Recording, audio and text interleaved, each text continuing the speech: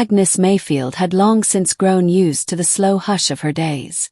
At 76, time had become elastic, stretching endlessly on quiet mornings and snapping shut without warning when memories returned uninvited. Her small coastal cottage in Maine was filled with faded photographs, sun-bleached curtains, and the smell of lavender sachets tucked inside every drawer. She had always kept things tidy, predictable, orderly.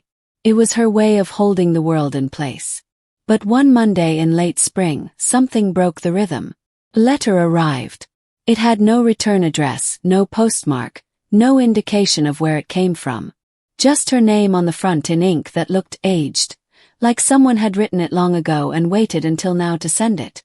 The envelope was pale blue, the kind that reminded her of stationery sets women used in the 1950s. Inside was a single sheet of paper, folded twice. No greeting, just a message. I hope you finally found the courage. You were never meant to hide. She stared at it for hours, not sure whether to be afraid or comforted. The handwriting was unmistakable. Elise, whom she hadn't seen in over 40 years. Elise, who once knew her more deeply than anyone else ever had. The memories came in waves, sudden and engulfing. They met in 1969, in a summer writing workshop at a women's college in Massachusetts. Agnes had been 30, recently married, unsure of what she wanted beyond the roles she'd been given. Elise was different, sharp, elegant, untamed. She had a voice like falling snow and ideas that bloomed in strange and beautiful directions. They had gravitated toward each other without meaning to. It started with shared books, then late-night talks about poetry and art, then walks that lasted until the sun rose, silence hanging between them more comfortably than conversation ever had with anyone else. Agnes had never named what she felt then. She only knew that Elise made her feel seen, not as a wife, not as a woman fulfilling expectations, but as something truer and freer. They had kissed once. Only once. It was on the last day of the program. Elise was leaving for Europe, and Agnes would be returning to her husband, Gregory, and the home they'd just moved into. Elise touched her hand gently and said, "You don't need to say it. I already know." Then she was gone. They never spoke again. Agnes went on to live the life expected of her. She stayed married. She raised 2 children. She hosted garden parties, volunteered at the library, sent Christmas cards to neighbors. She never mentioned Elise. Never told a soul. Not even when Gregory died. Not even when the house grew quiet and the mirror reflected a woman she no longer fully recognized. And now the letter. Who had sent it? Was Elise still alive? Or had someone found the letter in Elise's belongings and decided Agnes needed to read it? Shook her.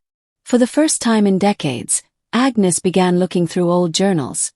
Dozens of them, stored neatly in boxes under her bed. Most pages were filled with weather reports, grocery lists, recipes clipped from magazines. But one journal, dated 1970, held an entry about the one I shouldn't have loved. Agnes began writing again. Not for anyone else. Just for herself. Each morning, she'd sit by the window with her tea and write about the summer of 1969.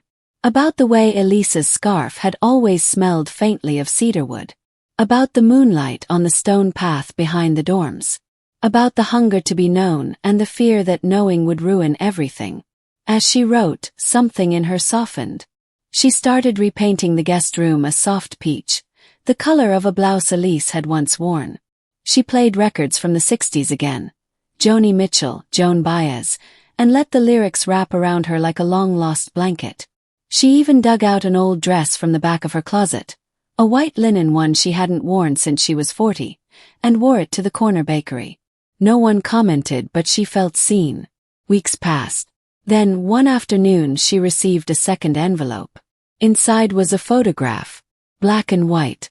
It showed the 2 of them sitting on a bench in front of the old campus library.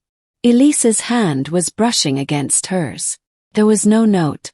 That evening, Agnes opened her bedroom window for the first time in years and stood there, letting the cool air settle around her. She whispered thank you to no one in particular and went to bed with the photo under her pillow. She never found out who sent the letters. But something had changed. She no longer felt afraid of her memories. She didn't need to rewrite her life to make peace with it. She only needed to honor the truths she had buried, to let them breathe. And maybe, in the end, that was enough.